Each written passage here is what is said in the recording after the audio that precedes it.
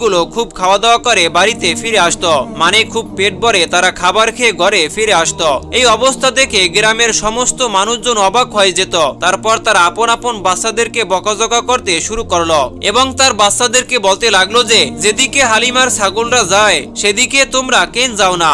আর যার পর থেকে গ্রামের অন্যান্য ছেলেরা হালিমার বাচ্চাদের পেছনে পেছনে ছাগল নিয়ে যেত আর তারা সকলে সেই ছাগলগুলোকে একসাথে চড়াতে শুরু করলো। হালিমার ছাগল ও গ্রামের অন্যান্য মানুষদের ছাগলগুলো একসঙ্গেই চড়তে শুরু করলো, কিন্তু গ্রামের মানুষজন এটি দেখে খুবই অবাক হয়ে গেল যে সমস্ত ছাগলই একসঙ্গে চড়ছে, কিন্তু যেখানে হালিমার ছাগলগুলো পেট ভরে খাচ্ছে সেখানে গ্রামের মানুষদের ছাগলগুলোর পেটই ভরছে না। আর যেটিকে দেখে হালিমা রাদিয়াল্লাহু তাআলা আনহা বলতে লাগলেন, এগুলো সবকিছুই আমিনার লাল মুহাম্মাদের বরকত। শুধুমাত্র এতটুকুই নয়, হালিমা বলেছেন যখন গ্রামের কারো ছাগল অসুস্থ হয়ে পড়তো তখন গ্রামের মানুষেরা সে ছাগলকে নিয়ে আমাদের ঘরেই চলে আসতো। তখন মুহাম্মাদের সে নরম হাত ছাগলের উপর বুলিয়ে নিত আর যার ফলে সে ছাগল সঙ্গে সঙ্গে সুস্থ হয়ে যেত।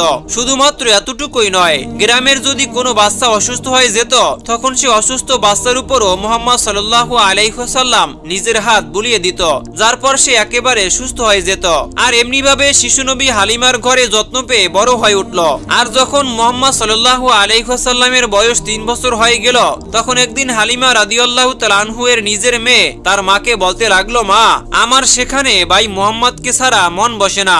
মা, তুমি একটি কাজ করবে, যখন আমি ছাগল চড়াতে যাব তখন আমার ভাই মুহাম্মদকে আমার সঙ্গে পাঠিয়ে দিবে। তো এটি শুনে হযরত হালিমা রাদিয়াল্লাহু তাআলা আনহা বলতে লাগলেন, সে এখন অনেক ছোট আছে আর সে খুবই লাজুক হয়ে আছে, যদি সে রৌদ্রতে পুড়ে যায়, দেখো কত সুন্দর মিষ্টি চেহারা তার, আমি তাকে কখনোই কষ্ট দিতে পারবো না, সে তো আমার শেহজাদা।